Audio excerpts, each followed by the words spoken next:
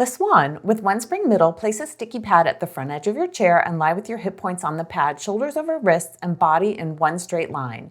Level your pelvis by rotating your pubic bone into the mat and then let the pedal lift while arching your upper back.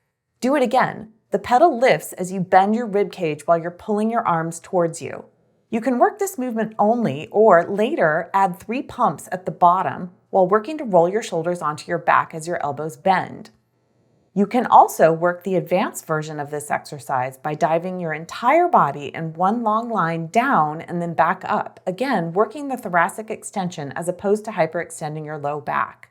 Be careful not to let your body shift forward and back on the pedal as you dive.